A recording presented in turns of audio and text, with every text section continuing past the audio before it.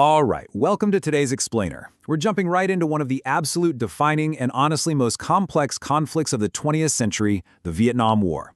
You see, this wasn't just some isolated regional battle in Southeast Asia.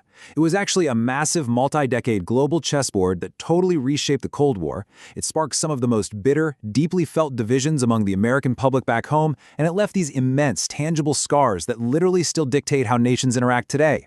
So let's dive right into how this all started, why it escalated so dramatically, and the profound legacy it left behind. Okay, let's dive into this. Here is our roadmap for today. First, 1. A Cold War proxy. Second, 2. Escalation and the quagmire. Then, 3. The war at home. And finally, 4. The war's lasting scars. Part 1. A Cold War proxy. To really wrap our heads around the origins of the Vietnam War, we have to rewind to 1954 and the fall of French Indochina.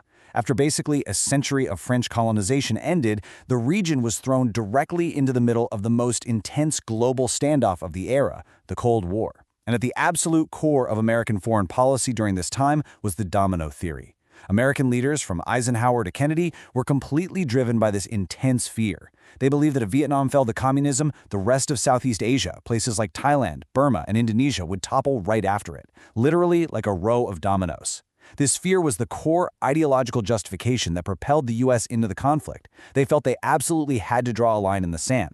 Because of this intense ideological standoff, the conflict functioned entirely as a proxy war, right? This wasn't just North Vietnam against South Vietnam. The Communist North was heavily funded, armed, and supplied by the Soviet Union and the People's Republic of China. On the flip side, the South was backed by the United States and its anti-communist allies, and they were pouring in equipment, millions of dollars, and military advisors. So the local combatants were essentially fighting a massive war that was fueled by global superpowers. Part 2. Escalation and the quagmire. What started out as a pretty limited advisory role for the United States rapidly, and I mean rapidly, spiraled out of control. The 1954 Geneva Accords had partitioned Vietnam at the 17th parallel, with this promise of national elections that, well, never actually happened. Tensions just kept building until August 1964 with the highly controversial Gulf of Tonkin incident. The U.S. alleged that North Vietnamese torpedo boats attacked American destroyers, which led Congress to give President Johnson broad war-making powers. And keep in mind, this was without a formal declaration of war. Within a year, the U.S. launched Operation Rolling Thunder, which was this massive bombing campaign and put actual combat boots on the ground. The real tipping point hit in 1968, when Communist forces launched the Tet Offensive. It was a massive, surprisingly coordinated attack across South Vietnam that completely shocked the world and forever changed the trajectory of the whole conflict. And this brilliantly illustrates the sheer scale of that buildup.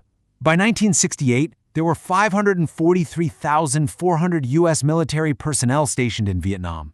To put that massive number into perspective for a second, at the start of the 1960s, there were fewer than 1,000 American advisors there. In just a few short years, the United States had essentially taken over the primary burden of fighting the ground war. But the escalation had a devastating, covert aspect to it as well, because it wasn't limited just to Vietnam. Between 1964 and 1973, the United States secretly dropped 2 million tons of bombs on neighboring neutral Laos. This was a desperate attempt to disrupt communist supply lines along the Ho Chi Minh Trail, and that staggering amount of ordnance actually made Laos the most heavily bombed country per capita in the entire world. Part 3. The War at Home. Now, as that military quagmire deepened overseas, the situation back in the U.S. grew just as volatile. The Vietnam War became deeply, profoundly unpopular. Back in 1965, only 24% of Americans believed sending troops was a mistake. But as the draft expanded and the brutal, totally unfiltered realities of combat were broadcast right into people's living rooms every single night, public consensus completely shattered. By 1970, a massive 60% of the country believed the war was a mistake. And that anti-war sentiment, it only continued to solidify in the decades that followed. This dramatic collapse in public support fueled an era of unprecedented domestic chaos. The anti-war movement swelled to just incredible numbers. Around 500,000 American men evaded the draft entirely, with many actually fleeing across the border to Canada. Cities literally became battlegrounds. In 1968, mass protests erupted into a violent police riot at the Democratic National Convention in Chicago. And by 1969, the Vietnam moratorium attracted millions of peaceful demonstrators nationwide, basically halting business as usual to demand an immediate withdrawal of American troops.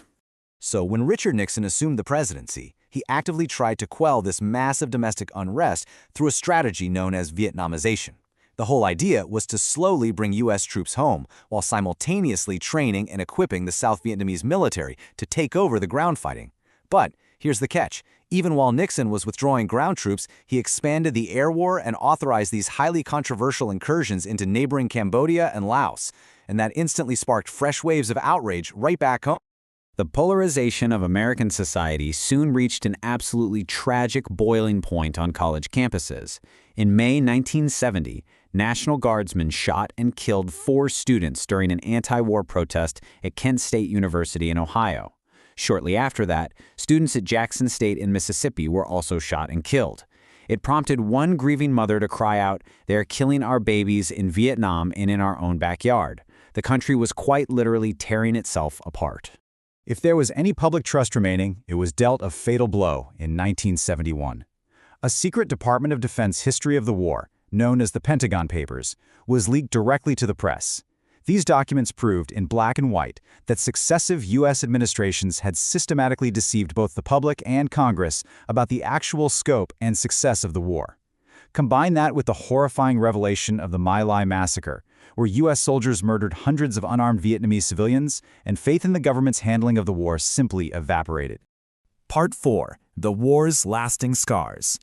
U.S. combat troops officially left in 1973, and Saigon ultimately fell to Communist forces in 1975. But the end of the fighting? That was really just the beginning of dealing with the permanent scars left behind.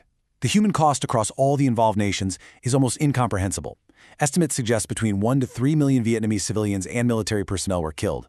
Hundreds of thousands of Cambodians and Laotosians also lost their lives as the conflict violently spilled over borders. And for the United States, over 58,000 service members died. Beyond the immediate, devastating loss of life, the region suffered profound ecological destruction. To systematically deny cover to communist guerrillas, the U.S. military sprayed 20 million gallons of toxic herbicides, primarily Agent Orange. That wiped out an estimated 20% of South Vietnam's jungles and mangrove forests. And the danger absolutely did not end when the planes stopped flying. The remnants of those bombing campaigns persist to this day. There are an estimated 80 million unexploded bombs still remaining in Laos alone, and they continue to cause deadly casualties decades after the war concluded. The human aftermath has been just as profound and just as enduring. Roughly 830,000 U.S. veterans returned home suffering from PTSD, carrying the very real, invisible wounds of combat. Over in Vietnam, exposure to Agent Orange caused widespread health issues and severe birth defects that are literally carrying on for generations. Geopolitically, the fallout led to a massive Indochina refugee crisis. Millions fled the newly communist regimes, becoming known as the Boat People. Tragically, an estimated 250,000 of them perished at sea during those desperate, perilous journeys.